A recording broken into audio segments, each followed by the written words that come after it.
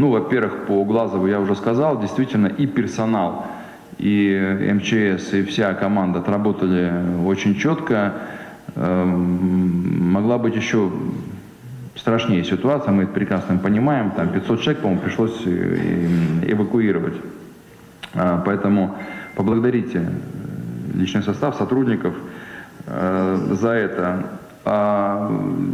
Мы учимся, вернее, уже лучше отрабатываем в информационном поле те или иные ситуации. Александр Александрович Эссен, я обратил внимание, буквально сразу же после того, как произошло частичное обрушение внешней стены дома, отработал, на всех ресурсах была исчерпывающая информация. Мало того, в дальнейшем приступили к ремонту, закончили, все это сопровождалось. Значит, информационно, очень качественно. И в силу этого мы не допустили формирования каких-то фейковых новостей. Это вот практически образцово-показательный пример. И Коновалов, Глазов, и Эссен, Сарапул. Значит, по поводу количества персонала, ну, давайте обсудим, но, мне кажется, первый шаг, нужно акцент все-таки сделать на системы контроля, системы упреждения.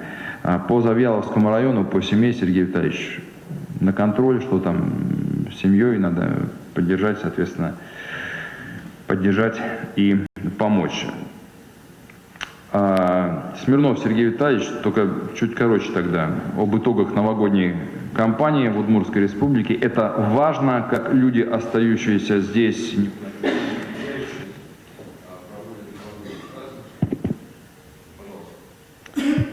Спасибо, Александр Владимирович. Коллеги, думаю, что все следили за яркими мероприятиями новогодней кампании, а некоторые были их активными участниками, поэтому коротко отмечу основные моменты и события, которые прошли в республике в период новогодних праздников. В центре внимания новогодних мероприятий были, конечно же, дети республики. 20 декабря в Государственном театре оперы и балета Удмуртской республики состоялась новогодняя елка для 1300 детей, добившихся высоких результатов в учебе, спорте, общественной деятельности. 42 школьника Удмуртии стали участниками общероссийской новогодней елки, которая проходила в Кремле. Для более чем 3500 детей, оказавшихся в трудной жизненной ситуации, прошли благотворительные театрализованные представления, организованные, особо хочу это отметить, в том числе и предпринимателями, и общественными организациями Удмуртии. Я с удовольствием их назову. Это медиагруппа «Центр», это «Опора России», «Деловая Россия», благотворительные фонды «Эра Милосердия», «Подари завтра» и другие, за что им отдельное спасибо. Свыше 50 тысяч детей республики, оказавшихся в трудной жизненной ситуации, получили в этом году новогодние подарки. В этой новогодней кампании мы также отдельно уделили внимание ветеранам нашим. Все ветераны Великой Отечественной войны, узники концлагерей и жители блокадного Ленинграда по поручению, Александра Владимировича, вашему, впервые в Удмуртии получили к празднику дополнительную выплату. Также мы продолжили традицию, когда министры и главы муниципальных образований лично поздравили с Новым годом своих подшефных ветеранов. Теперь коротко расскажу о праздничных мероприятиях. В этом году мы предложили жителям Удмуртии 12-дневный новогодний фестиваль «Мечты – это просто», который прошел с 27 декабря по 7 января. При подготовке новогодней кампании была составлена обширная программа празднования Нового года. Единая афиша новогодних мероприятий была размещена на портале udmurtia100.rf. Жителям и гостям республики были предложены ежедневные, как дневные, так и вечерние программы во всех городах и на различных площадках для разных возрастных групп. По информации МВД, в период с 23 декабря по 8 января на территории республики состоялось более 1700 массовых мероприятий, посвященных встрече Нового года и Рождества. В мероприятиях приняло участие свыше 210 тысяч человек. Это больше, чем в прошлом году, и это хорошо. Грубых нарушений общественного порядка при проведении массовых мероприятий не допущено. И я тоже хотел бы поблагодарить всех, кто обеспечивал безопасность наших граждан в празднике. Одним из центральных мест проведения праздничных мероприятий стал город Ижевск. Здесь участниками фестиваля стало свыше 100 тысяч человек. Ключевые мероприятия прошли на центральной площади Ижевска, где 27 декабря состоялось открытие ледового городка и зажжение огней на главной елке республики. Отмечу, что в этот раз дневные детские интерактивные представления проходили на главной сцене 2 раза в день, ежедневно с 1 по 7 января. В парке культуры имени Кирова все желающие могли принять участие в различных фестивалях. Работал самый длинный каток города. И я отдельно хочу поблагодарить агрохолдинг Комос Групп и Ишкомбанк за помощь в его организации. Помимо программы на традиционных площадках в парке Кирова, Центральной площади, в этом году мы впервые предложили жителям, гостям столицы ежедневные новогодние программы со 2 по 6 января в парках и скверах Ижевска. Участниками этих программ стало свыше 6 тысяч человек. Наиболее активными горожане были построенных в рамках национальных проектов в сквере оружейника Драгунова, в сквере молодоженов и в сквере металлургов. Ежедневно на Центральной площади города Ижевска проходили вечерние программы. Здесь 31 декабря, например, 37 тысяч человек встретили Новый год, стали свидетелями гастрономического поединка «Перепечи против пиццы», танцевали под песни известных групп, посмотрели свето, видео и лазерное шоу, посетили шоу роботов. Большое количество новогодних мероприятий было проведено в городах и районах Удмуртии. Так, например, в Сарапуле участниками мероприятия стали более 50 тысяч человек. Ежедневно в городском саду имени Пушкина проводились детские театрализованные представления для взрослых. В эти дни были организованы вечерние танцевальные программы. Игровые семейные программы прошли на открытых площадках в микрорайонах Южный и Леконт, а также в центральном сквере у главной елки. Интересным проектом, объединившим свыше 500 жителей Сарапула, стал первый карнавальный забег «Сарапульская верста». Участники забега в карнавальных костюмах 22 декабря пробежали символическую дистанцию в 2019 метров по улицам купеческого города. 180-летию со дня рождения Петра Ильича Чайковского был посвящен новогодний фестиваль «Просто Щелкунчик» в городе Воткинск. Здесь прошли ежедневные детские театрализованные представления, арт-битва снеговиков, массовые катания на коньках. Более 60 мероприятий у нас прошло в Можге. Свыше 16 тысяч можгинцев объединила Центральная площадь, где построен ледовый городок, проходили различные интерактивные программы. Главным украшением новогодней ночи стал фестиваль фейерверков, подарок можгинцам от предприятий города.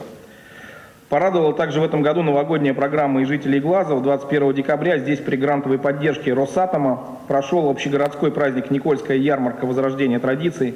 В новогодние праздники на различных открытых площадках были проведены массовые мероприятия, уличные игры «Дыхание улиц» в пространстве Горсад, спортивный праздник «Здоровый Новый год» на площади у Центра Победа. Участниками 8-го межрегионального фестиваля на родине Толбабая в Шарканском районе стало около 5000 человек. Резиденцию Толбабая коллеги в праздничные дни посетило свыше 14 тысяч туристов. Несмотря на то, что новогодние праздники закончились, жители гостей столицы ждут еще 2 зимних фестиваля. 9-й фестиваль ангелов и архангелов. И также скульпторы уже начали свою работу в рамках 3-го фестиваля «Удмуртский лед».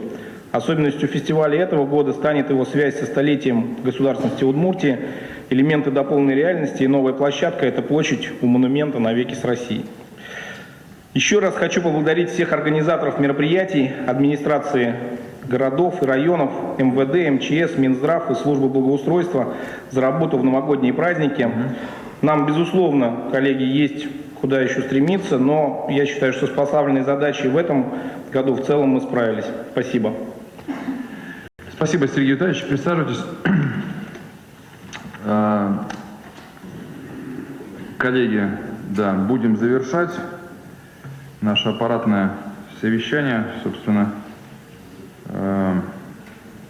важным вопросом. Я уже говорил, что в своем послании Федеральному собранию Владимир Владимирович особое внимание уделил на развитию экономики и предпринимательства.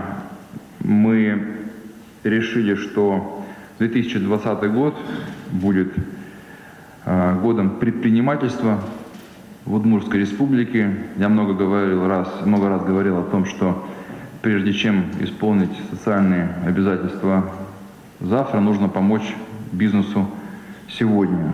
Все то, что происходит в Удмуртии с точки зрения улучшения социальной инфраструктуры, выделения средств на поддержку граждан разных категорий в разных ситуациях, все это бюджет Удмуртской республики. От того, как будет работать команда по привлечению инвестиций, по поддержке предпринимателей, зависит, сможем ли мы все эти социальные обязательства выполнить.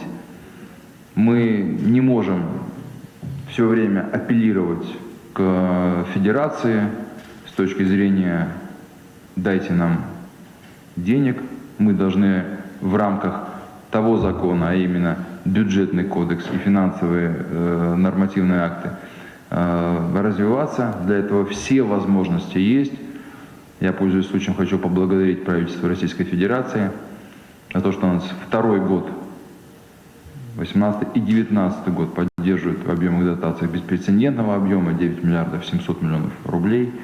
Это стало серьезным для нас подспорьем и поддержкой. Это позволяет нам не наращивать госдолг, а сокращать 46 с небольшим миллиардов рублей на 1 января 2020 года, как и было запланировано.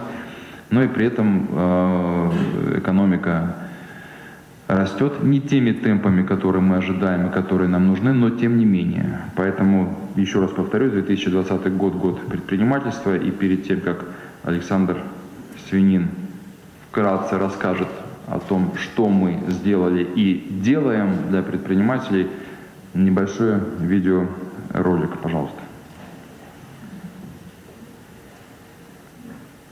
Быть выше мировых.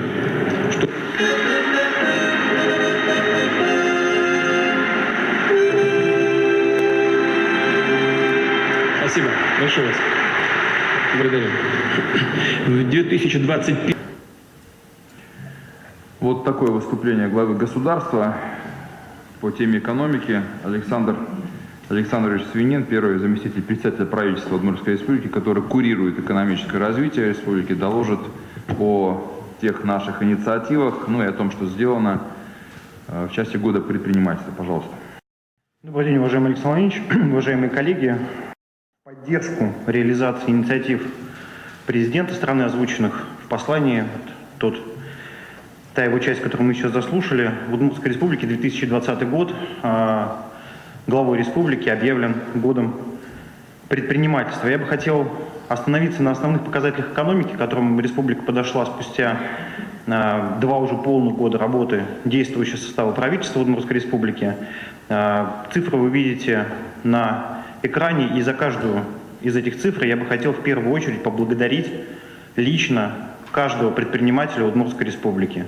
Индивидуального предпринимателя, который работает на селе и в малой территории, владельца и директора обществ с ограниченной ответственностью, директоров и владельцев крупных промышленных предприятий Удмуртской республики, которые не боятся в тяжелых макроэкономических условиях не только заниматься текущей операционной деятельностью, но и активно инвестировать в развитие нашей республики. Отдельно хотел бы остановиться на цифрах ключевых для правительства. Это рост собственных доходов консолидированного бюджета.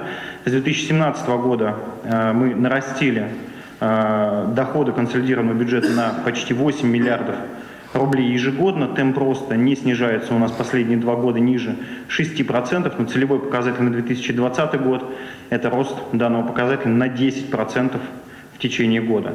Налоги от субъектов малого и среднего предпринимательства, вклад как раз-таки тех небольших предприятий, как вы видите, он тоже значительный, и за последние 2 года почти на 1 миллиард рублей увеличились поступления в бюджет Удмуртской республики от деятельности малых и средних компаний. Инвестиции в основной капитал. Напомню, что 2018 год был первый за последние 6 лет, когда Удмуртская республика показала рост инвестиций в течение года. В 2019 году данный тренд продолжился, более чем на 10 миллиардов по нашим подсчетам должен вырасти показатель по итогам года. Ну и целевой показатель на 2020 год, опять же, рост инвестиций в основной капитал практически на 10 миллиардов рублей. Удмуртия регион промышленный, и индекс промышленного производства важный показатель для всех занятых в данной отрасли. По оценке Росстата за 11 месяцев 2019 года индекс промпроизводства составил 105,1%. Еще раз, коллеги, хотел бы поблагодарить за данные цифры не коллег в правительстве, а каждого предпринимателя Удмуртской республики. В течение года предпринимательства мы для себя разделили этот год на несколько блоков, тех, с кем мы будем работать и кому мы в первую очередь будем помогать. И, конечно, первый важный блок – это крупный бизнес.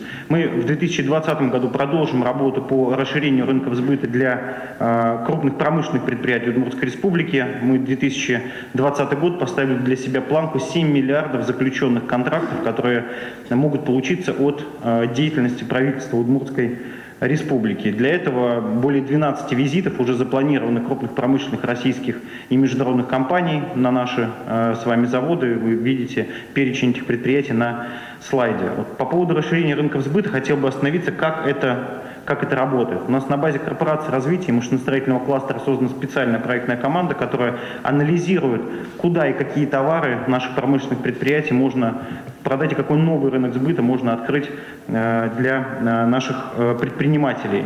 Ну а сейлс-менеджерами, скажем так, теми, кто ездит на встречи и уговаривает потенциальных клиентов приземлить тот или иной контракт на территории Удмуртской республики, является, в первую очередь, главный, это глава Удмуртской республики, который действительно имеет сегодня свой личный портфель, так называемый портфель продаж, куда входят все крупные предприятия Удмуртской республики, предприятия, работающие на рынках, связанных с государственным заказом, ну и крупнейшие налогоплательщики Удмуртской республики. Глава лично звонит своим коллегам в другие регионы, как это вот представлено на слайде, реальный кейс компании «Директум», наша система электронного документооборота. Буквально вот недавно Александр Владимирович способствовал тому, чтобы эта компания получила новый контракт в одном из регионов Российской Федерации.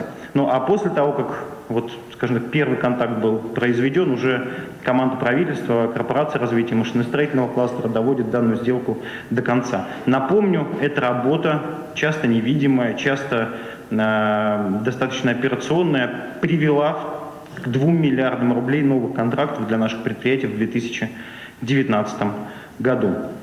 То, о чем говорил президент, доступ к финансовым ресурсам является одной из ключевых задач нашего как правительства для крупного бизнеса, и работа с институтами развития здесь остается в фокусе нашего внимания. Фонд развития промышленности. В прошлом году мы привлекли более 490 миллионов рублей льготных займов для наших промышленных предприятий. В этом году этот показатель превысит 500 миллиарда рублей.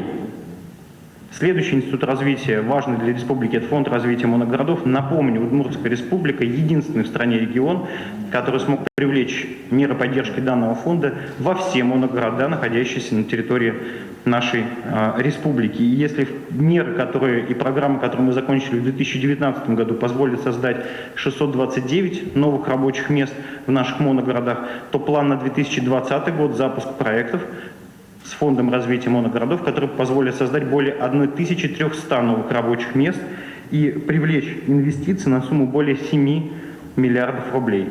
Отдельно хотел бы остановиться на новой мере поддержки фонда развития моногородов. Это займы под 0%. Любой предприниматель, работающий на территории моногорода, может получить данный займ, и наш плановый показатель целевой на 2020 год привлечь таких ресурсов в республику на сумму более 2,1 миллиарда рублей.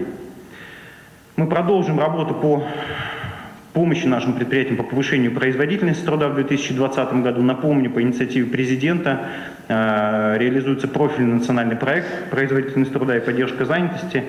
2019 год данный национальный проект, только лишь данный национальный проект, дал в бюджет Удмуртской республики 70 миллионов рублей новых налоговых поступлений. План до 2024 года более 1 миллиарда рублей от того, что наши предприятия будут повышать собственную эффективность. Ну и глава республики в 2019 году обращался не раз на уровне Российской Федерации, и Российская Федерация сегодня данную меру поддерживает: снижение порога по вхождению в национальный проект для предприятий с 400 миллионов до 200, что позволит среднему бизнесу активнее включиться в данный национальный проект. Новые инвестиционные проекты — это следующий блок, над которым мы будем продолжать работать в 2020 году. Напомню, в 2019 компания PricewaterhouseCoopers окончила подготовку инвестиционного аудита Удмуртской республики, что позволило выделить 28 новых приоритетных инвестиционных направлений на территории нашей республики, и в период до 2024 года позволит привлечь дополнительно более 50 миллиардов рублей новых прямых инвестиций. Вместе с коллегами из PricewaterhouseCoopers мы сформировали единый перечень из 202 инвестиционных проектов, и коллеги подготовили нам дорожную карту по улучшению инвестиционного климата на территории республики, которая включает в себя 82 мероприятия. Данные инвестиционного аудита публичный, он опубликован на сайте корпорации развития. Дорожная карта со всеми мероприятиями и ответственными также является публичным документом, за который правительство Удмуртской республики публично будет отчитываться перед предпринимательским сообществом в первую очередь. Но и отдельно хочу остановиться на индивидуальном инвестиционном плане. Такой документ принят в Удмуртской республике. И именно этот документ, включающий сегодня 202 реальных инвестиционных проекта, которые уже реализуются на территории Удмуртской республики, позволит до 2024 года выполнить ту задачу, которую поставил перед нами сегодня президент страны. Это рост инвестиций в нашем случае валовом региональном продукте. Мы понимаем, что инвесторам сегодня достаточно нелегко, и мы продолжим работу по расширению налоговых льгот, в первую очередь для тех, кто модернизирует свое производство и модернизирует основные средства. Инвестиционный налоговый вычет на территории Удмуртской республики — мера действующая.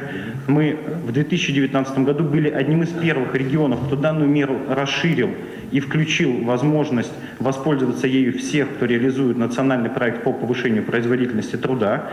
До 26 февраля, я здесь обращаюсь к коллегам из Государственного совета, предлагаю вместе с вами на вашей площадке провести консультации с крупнейшими налогоплательщиками Удмуртской республики и выработать дополнительные меры налогового стимулирования инвестиционных проектов, реализующихся на территории Удмуртской республики, в первую очередь для предприятий, уже ведущих свою деятельность в нашей республике. Следующий большой блок – это малый и средний бизнес. Я уже показывал цифры роста данной отрасли и его вклада в бюджет Удмуртской республики. Опять же, доступ к финансовым ресурсам. В 2019 году более миллиарда льготных микрозаймов было выдано Удмуртским фондом развития предпринимательства, и план на 2020 год этот показатель не снижать. С помощью гарантийного фонда содействия кредитованию субъектов малого и среднего предпринимательства малый бизнес республики смог привлечь более 2,5 миллиарда рублей кредитов в коммерческих банках за счет государственных гарантий Удмуртской республики и нашего гарантийного фонда. Ну а льготные займы, которые доступны для нашего малого бизнеса по федеральным программам, превысили 5,4 миллиарда рублей в 2019 году. Напомню, в 2016 году этот показатель был на уровне 88 миллионов рублей по году. По сути, сегодня каждый шестой кредит, выданный малому бизнесу в Удмуртской республике, является льготным, что, конечно, позволяет предприятиям быстрее и активнее развиваться. Опять же, по инициативе главы республики в 2019 году мы вернули республиканскую меру поддержки малого бизнеса – это возмещение затрат по договору лизинга. 60 предпринимателей у нас этой мерой поддержки воспользовалось. И в бюджете 2020 года эта мера поддержки также остается как одна из наиболее эффективных. По поводу, помимо доступа к финансовым ресурсам, важной частью поддержки малого бизнеса является инфраструктура, то есть то место, куда предприниматель может прийти и получить ответы сегодня на все вопросы, вот как раз-таки место индивидуальной поддержки каждого предпринимателя и работы с ним. Сегодня мы открываем Дом предпринимательства Удмуртской республики, он будет находиться в здании бывшей гостиницы «Юбилейной». Коллеги, всех приглашаю посмотреть, как этот дом будет работать, какие меры поддержки будут оказаны сегодня малому бизнесу на данной площадке. Ну и подобные центры «Мой бизнес» мы создадим до конца 2020 года во всех 6 территориальных кластерах в наших муниципальных образованиях, для того, чтобы меры поддержки были равнозначны для любого предпринимателя вне зависимости его территориального расположения. Мы продолжим наши акселерационные программы для малого бизнеса. Опять же, хочу обратить внимание, что те меры поддержки в части акселерации, которые были реализованы в 2019 году, уже дали конкретный вклад в бюджет Удмуртской республики. Более 45 миллионов рублей, 2 акселератора, бизнес и экспортный, принесли дополнительных доходов по итогу 2019 года, а почти 400 новых рабочих мест были созданы только в момент обучения наших предпринимателей. В 2020 году эти меры будут дальше развиваться. Мы запустим новый акселератор для тех, кто только хочет начать свое дело. И здесь мы очень большой потенциал развития, Александр Ильич, видим в акселерационных программах для школьников и студентов. То есть для тех, кто сегодня выбирает свою будущую профессию. Четвертый крупный блок – это экспорт. По итогам 11 месяцев 2019 года несырьевой, неэнергетический экспорт Удмуртской республики вплотную приблизился к отметке в $500 миллиарда США. По итогам года мы этот показатель превзойдем. И в этом году, так как у нас такой год международный, у нас очень много будет бизнес-миссий, я о них сейчас расскажу, мы вводим новые меры поддержки региональные для наших экспортеров. Мы будем субсидировать логистику для экспорта нашего малого и среднего бизнеса, и мы будем помогать нашим сельхозтоваропроизводителям готовить их площадки для осуществления экспортных поставок сельхозпродукции. Пилотные проекты запустим уже в 2020 году. Ну и наша бизнес-миссия в текущем году, первая, состоится уже в феврале. Это бизнес-миссия в Республику Беларусь. Вы видите план наших бизнес-миссий на экране. Мы приглашаем всех коллег, предпринимателей активнее включаться в наши поездки. Инфраструктура для новых проектов – следующий крупный блок. Мы понимаем, что если мы приглашаем новых предпринимателей создавать рабочие места в республике, то для них нужна соответствующая инфраструктура. В 2020 году на территории Удмуртской республики будет введено более 23 тысяч квадратных метров новых промышленных производств, которые построены с нуля. Это наши новые промышленные парки в городе Ижевск и в Воткинске. Ну и мы должны за год подготовить и до 1 июля представить в федеральное правительство еще 5 заявок на 5 промышленных парков общей площадью 68 тысяч квадратных метров с планом их реализации и ввода в эксплуатацию в 2021-2022 годах. Также у нас в полную мощность заработает частный технопарк, который был построен на Воткинском шоссе, где у нас уже сегодня реализован инвестиционный проект по созданию центра сопровождения клиентских операций ПАО «Промсвязьбанк». Этот технопарк станет партнером фонда Сколково и в первую очередь приглашает к размещению инновационной и IT-компании. Ну и в 2020 году мы открываем региональный центр компетенций. Это специальная площадка, где бесплатно для предприятий будут реализовываться программы обучения повышению производительности труда. Республика – это в первую очередь наше муниципальное образование, и до конца года мы разработаем специальные программы маркетинга территории для каждого муниципалитета в партнерстве с нашими коллегами-главами муниципальных образований. Это позволит обозначить, какие ниши для малого бизнеса сегодня свободны в каждой сельской территории и небольшом городе. Ну и мы продолжим развитие нашей территории опережающего социально-экономического развития. По итогам 2019 года более 220 рабочих мест было создано в Тасер-Сарапул, а план на 2020 год – запуск проектов, позволяющих создать еще 1400 новых рабочих мест. Важной поддержкой федерального правительства стало добавление кведов дополнительных в Тасер города Сарапул 27 декабря 2019 года. Основные Там мероприятия... и Сарапул, и Глазов получил акведы, Александр Александрович. И Сарапул тоже, ну, в Глазове эта мера Я позволит... просто сказал про Сарапул, там Глазов больше Глазов. получил. Да.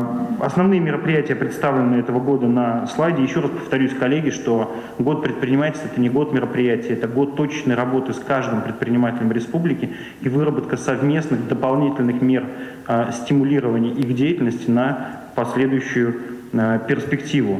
Из нового того, что в этом году появится, мы теперь ежегодно, я надеюсь, будем проводить специальный бизнес-завтрак с главой республики с крупнейшими налогоплательщиками. Мы День предпринимательства посвятим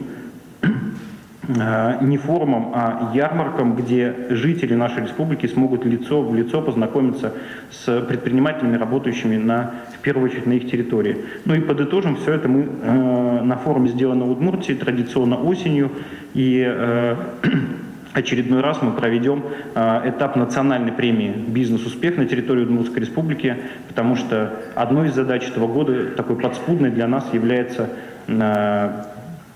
утверждение того принципа, что предпринимательство – это патриотично, предпринимательство – это почетно, это достойно, и это очень тяжелая работа, которая часто не видна, но которая вносит существенный вклад в развитие нашей республики. Доклад окончен. Спасибо за внимание.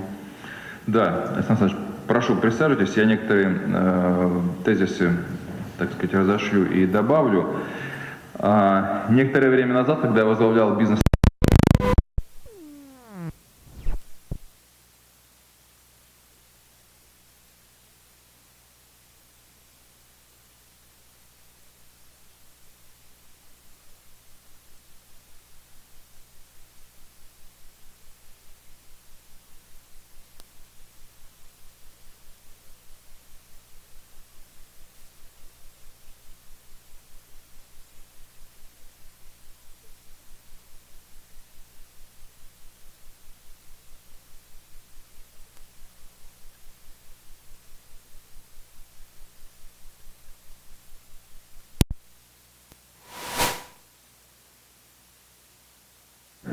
значит, жители собрали деньги своим трудом, ну и с нашим участием отремонтировали дорогу, но речь не об этом.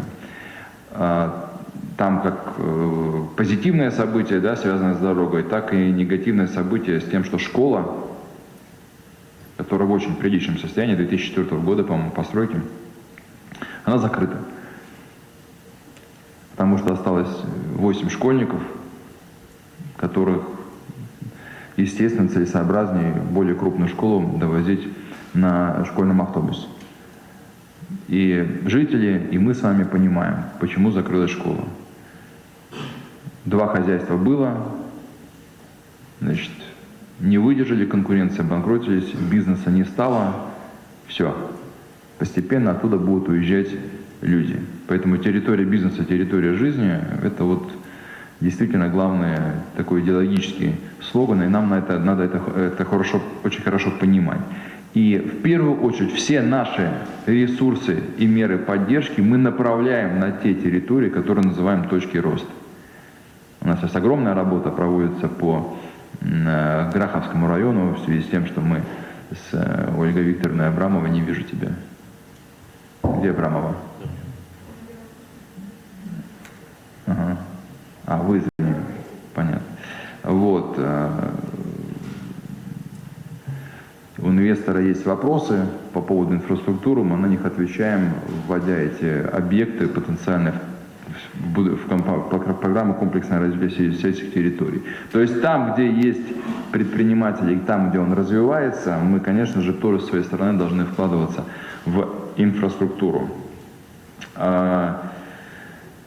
И у нас здесь очень большие проекты, пока не буду их озвучивать, должны еще раз все посчитать и свести, но очень серьезные объекты, особенно по социальной инфраструктуре, связанные с качеством жизни, значит, наших граждан.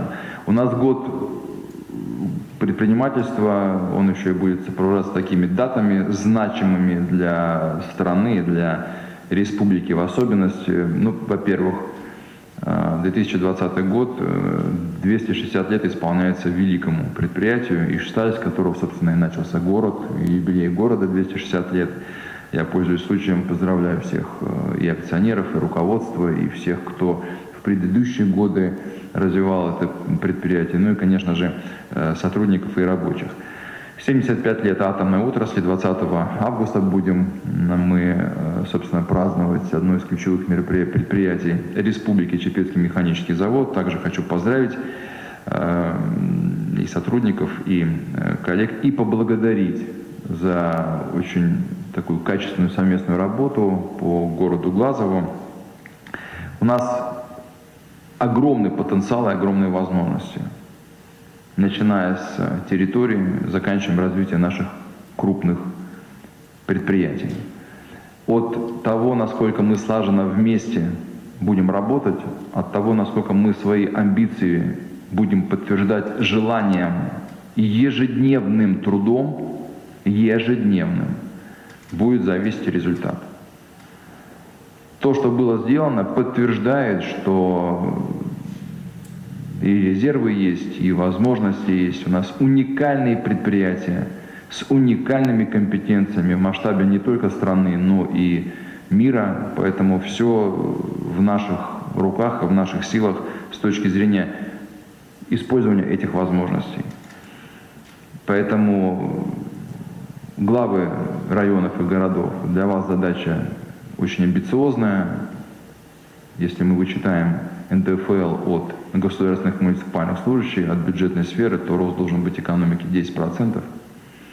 Это еще вполне щадящая такая цифра, но это нужно уже работать вчера, а не с 1 февраля и не с какой-то там даты. И у многих из вас это уже получается. Ну а с крупными предприятиями, Геннадий Иванович, 24/7, я вот 32 региона, да, в которых я направил письма по лифтовому оборудованию, по лифтам. 17 из них уже проведены переговоры. Понятно, что это очень непростой процесс, непростой проект, но будем делать. Я сейчас снова буду на Arabian Health, на второй по масштабу выставки медицинского оборудования. В прошлом году я поддержал вашу команду. К слову, ваш блок по внешнеэкономической деятельности большие молодцы, агрессивно, активно. Значит, поэтому ставьте задачи, мы готовы их в силу наших возможностей выполнять. Вот так любые инициативы от представителей малого, среднего, крупного бизнеса мы готовы принимать и включать в программу мероприятий 2020 года. Ну и, коллеги, в заключение у нас у Юрия Николаевича Горюнова день рождения сегодня. Он на совещании в Нижнем Новгороде. Но если мы его поздравим, я думаю, ему икнется приятно. Поэтому поздравляем его с днем рождения. Да. И в заключение об одной важной, важном решении относительно структуры и состава правительства Удмуртской Республики у нас произошли изменения. Вы знаете, что у нас есть незаполненная вакансия позиции заместителя председателя правительства, который должен курировать стройку и дороги. Мы не будем ее заполнять именно этим функционалом, потому что и Горбачев, и Сурнин уже достаточно качественно отрабатывают в коммуникациях с председателем правительства. Ярослав Владимирович лично курирует эти два самых, наверное, тяжелых с точки зрения объема проектов направления. Мы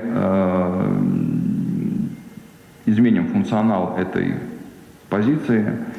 И я прошу, Ярослав Владимирович, вас, Сергей Витальевич, вас подготовить все необходимые документы, провести консультации с Государственным Советом.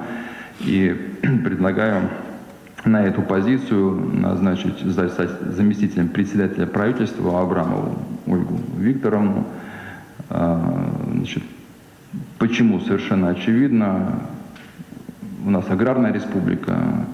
2019 год нам показал, что, собственно, мы в правильном направлении идем с точки зрения реализации наших программ. И работа министерства достаточно высоко оценена на федеральном уровне. Чтобы усилить эту работу, мы считаем, что сельское хозяйство должно быть выделено в отдельное направление. К слову, зампред, понятно, что в операционном блоке будет подчиняться председателю правительства, но будет заведен на меня. Это лично мое направление, с которым я буду и работаю, и буду работать. Вот с таких изменений мы начинаем год, коллеги. Год возможностей, год изменений. Давайте использовать их на полную, раскачиваться времени нет. Я хочу к слову сказать, что первый у меня рабочий день был 6 числа, и он был очень продуктивным, поэтому начали, в принципе, мы неплохо. Всем хочу пожелать хорошего, успешного года, чтобы обязательно, несмотря на большие цели и задачи, оставалось время на семью, на родных и близких. Это главное в нашей жизни. Успехов, удачи, работаем. Спасибо.